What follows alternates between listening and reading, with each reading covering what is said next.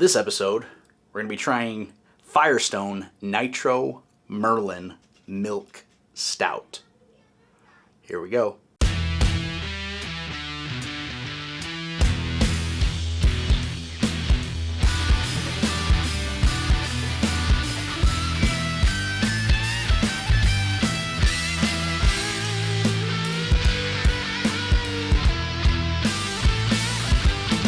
Alright, so I have never had a nitrogen-infused beer before. I know that kind of seems weird because I drink beer and I like craft beers, but it's just something that I never really understood until I did a little bit of research on it.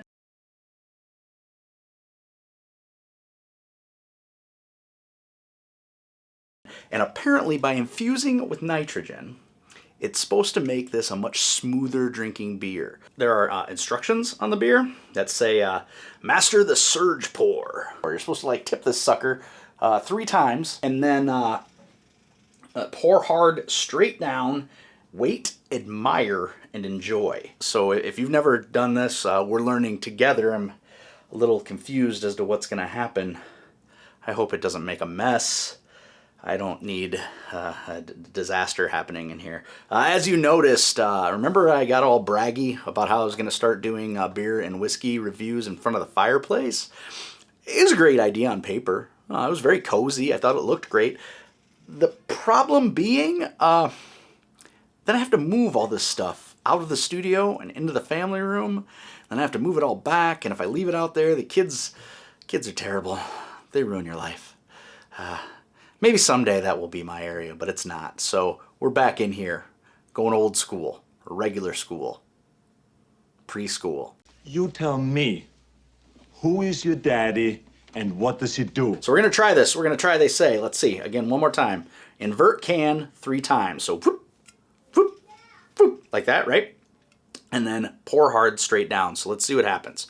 Oh boy. 1, 2, 3. Oh no. Oh no, what a mess. What a mess. Oh God, everything is everywhere. Oh, jeez. I did something wrong there. Oh boy. Oh God. I got it all over me. Really? Nothing.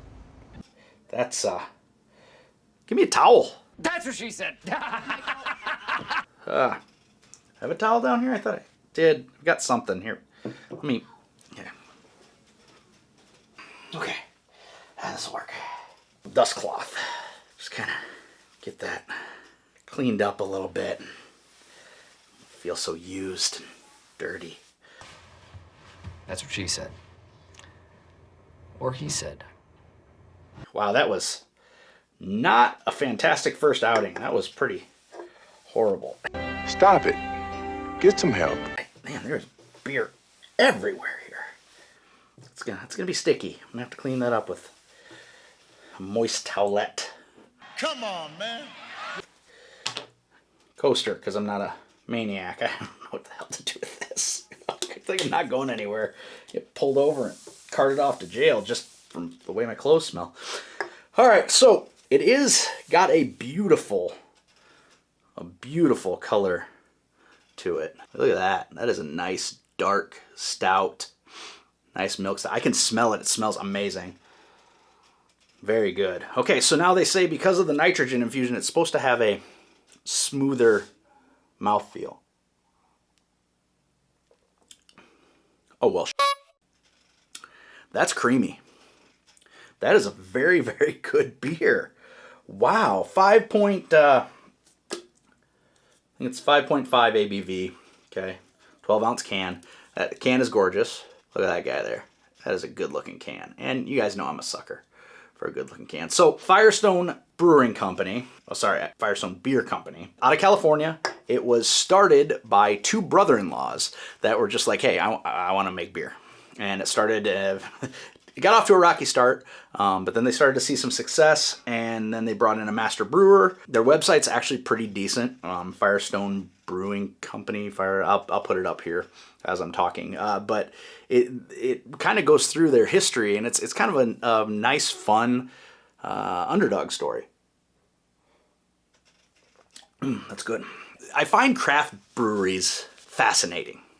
And it's because I feel like I screwed up. I think if I would have caught on to beers other than Miller Lite, Bud Light, Keystone Ice, Natural Ice, Keystone Light, garbage beers basically, if I would have foregone those when I was younger and went to a craft beer, I probably would have been happy to get in on the brewing boom. And I know there's a lot of brewers that are just like, you don't know enough about beer. Well, yeah, no kidding. I probably would have learned. I also didn't know anything about cameras 15 years ago. I didn't know anything about video editing. And some would probably make the argument that I still don't. But I didn't know anything about any of this stuff 15 years ago, right? That's where you learn things. And unfortunately, I snuck into the craft beer environment late to the game, it feels like. You know, here in Iowa, craft breweries got here late.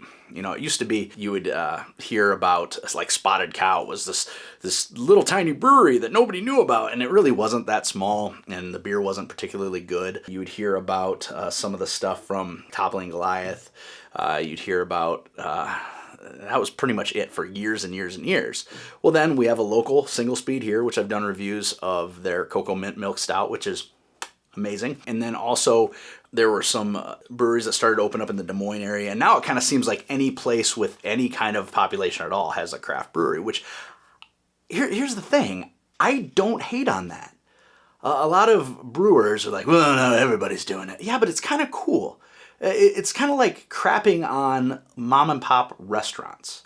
You know, when I go somewhere to visit, I don't want to eat at Applebee's, right? I want to go to somewhere that I can't eat anywhere else. I want to go to something local. It's not just mass produced. It's not garbage, right? I feel the same way about beers. One of the first things I do anytime I go on vacation anywhere is find a brewery.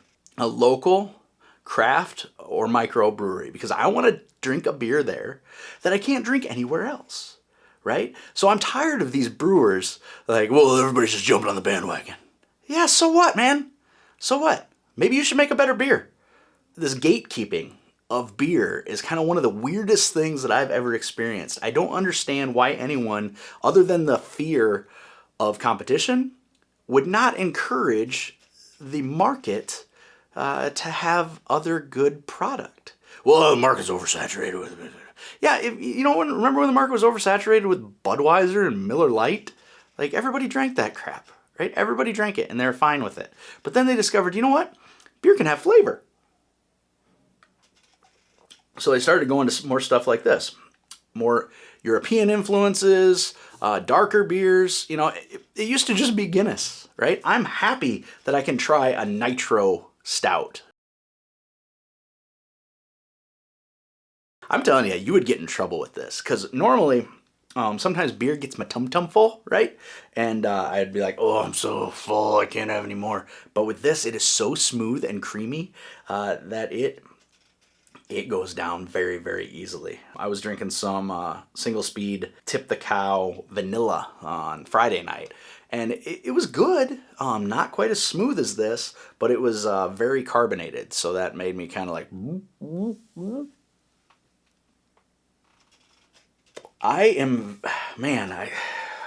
California Beer Company.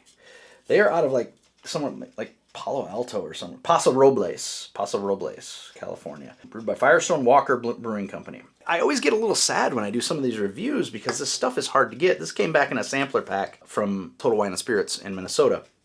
So I can't just go to my local liquor store and buy this beer. I would happily buy a 6-pack of this. It's very, very good. The problem is living here in the Waterloo, Iowa, basically the place that hopes and dreams go to die, it's very difficult to get unique things because it's a very blue-collar, salt-of-the-earth, we stick to our Busch Light kind of place. While you might get lucky and go into a Hy-Vee Wine and Spirits or something and find something unique,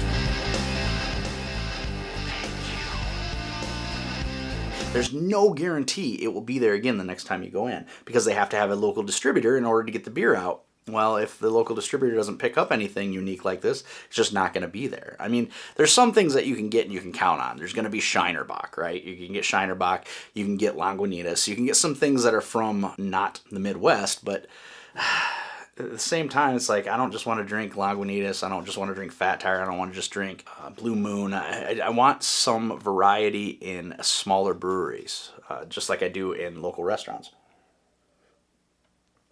I legitimately cannot remember the last time I ate at Applebee's, because they're terrible.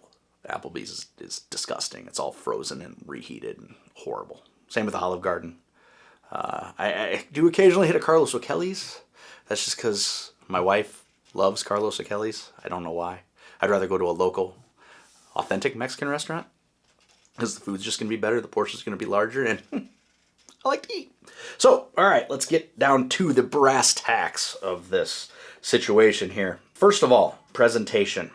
Clearly, again, you all know I'm a sucker for presentation. This can is amazing.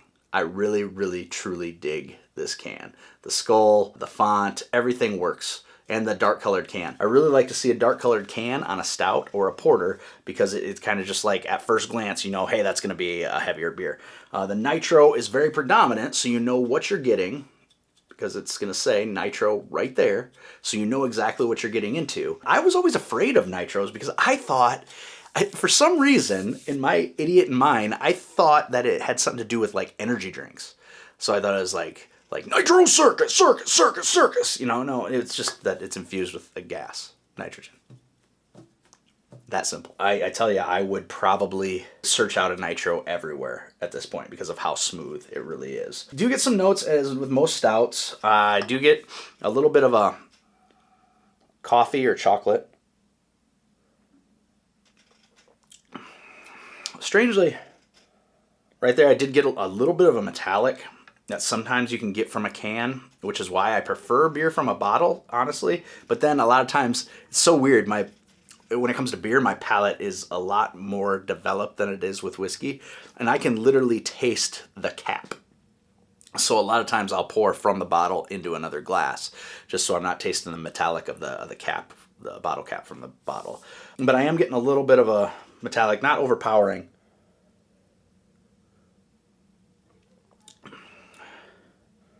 The overall aroma is very welcoming. Like, it's very welcoming and smooth. It does not have that like stale beer smell to it that so many beers have. All right, so back to presentation. 10 out of 10. I love this can. I love it. I'd love to see it in a bottle, see what it looks like. But it's unique. It doesn't look like any other can on the market. So I'm very, very happy with this can. So let's give it a 10 out of 10 because pretty much any craft brew that isn't just a white can that says beer on it is going to get a 10 out of 10 for me because I'm going to say, hey, you know what? That's unique. It's not Budweiser. It's not Busch Light. It's not Miller. It's not any of those things that are just made for mass consumption.